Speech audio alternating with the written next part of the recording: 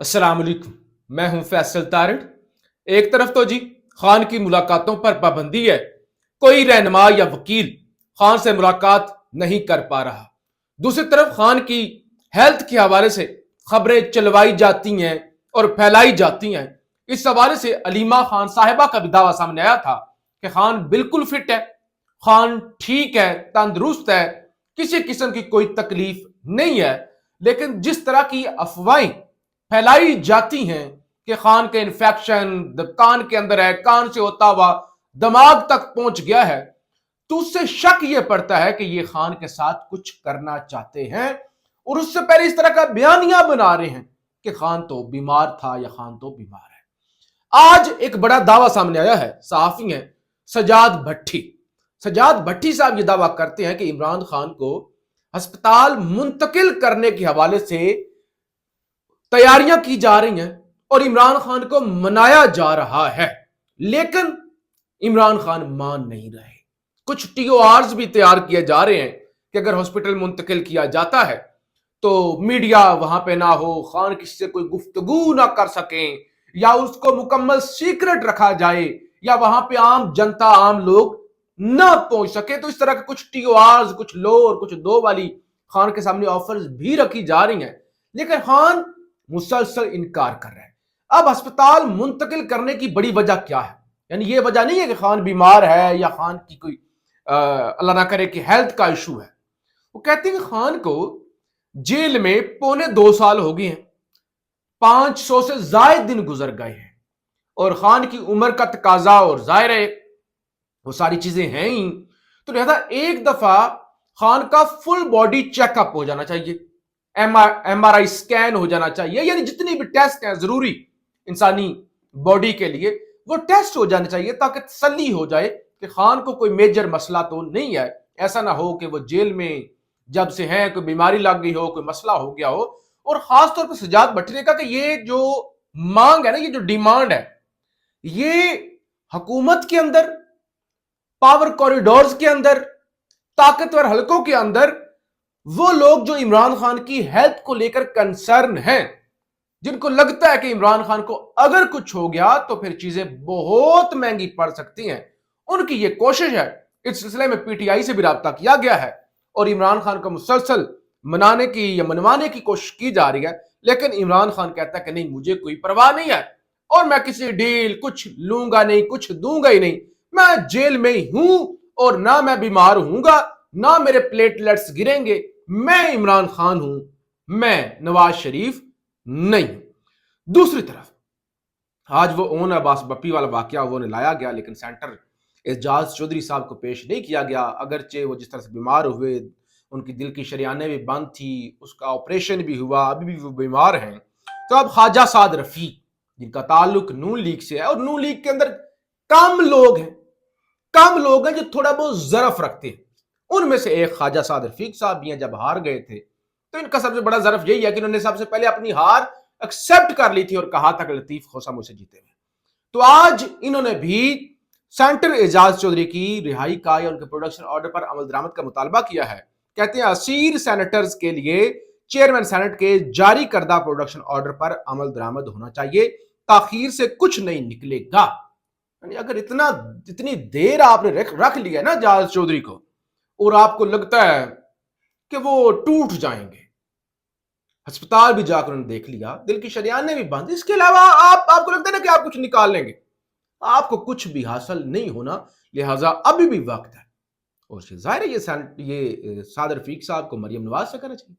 पंजाब के अंदर मरियम की हुकूमत है, बाऊजी से कहना चाहिए। बाऊजी अपनी तरफ तो चंद दिन भी नहीं निकाल सके थे, प्लेटलेट्स गिर गए थे और उसके बाद वो लंदन भाग गए थे। तो बहरहाल अब उन्होंने अपनी हुकूमत से मुतालबा किया। दूसरी तरफ शौकत खान, प्रापेगंडा, बेशुमार प्रापेगंडा, और खान जेल में है। पहले तो खान मुख्तलिफ ममालिक का दौरा भी करता था, रमजानुल मुबारक के अंदर भी मुख्तलिफ फंड रेजिंग के हवाले से टीवी प्रोग्राम्स भी होते थे, अफ्तार डिनर भी होते थे, तो वो बड़ी पैमाने पे फंड रेजिंग हो जाती थी जिसमें शौकत खान का निजाम चल जाता था। अब खान जेल में है, लेकिन खबर सुनिए, शौकत खानम फंड रेजिंग गुज़श्ता साल के एहतियात का रिकॉर्ड टूट गया। अब तक 33 करोड़ रुपए की रकम शहरी अतिया कर चुके हैं। لہذا اگرچہ خان صاحب جیل میں ہیں لیکن جو خان کے چاہنے والے ہیں انہوں نے اس مہم کی اونرشپ لی ہوئی ہے، اور ظاہر ہے یہ ایک ایسا چیز ہے جس میں خان کی ذات نہیں، اس سے تو عام لوگ مستفید ہوئے ہیں، ہو رہے ہیں، ہوں گے۔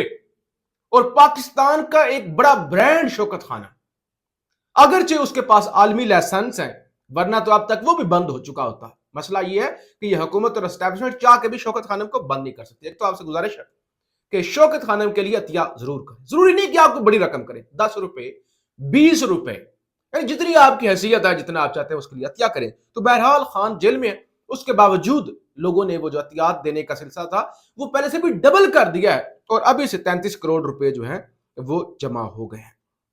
دوسری طرف پی ٹی آئی اور جے یو آئی کا اتحاد، کیونکہ اس دفعہ پی ٹی آئی نے مختلف نعرہ لگایا ہے نا کہ ہم اکیلے سولو فلائٹ نہیں لیں گے، بلکہ ایک گرینڈ الائنس کے پلیٹ فارم سے ہم عید کے بعد احتجاج میں جائیں گے۔ کوئی بڑی کامیابی نہیں ہو سکی، مولانا فضل الرحمان صاحب کو منایا نہیں جا سکا، یا ان کے جو کنسرنز ہیں ان کا جواب نہیں آیا۔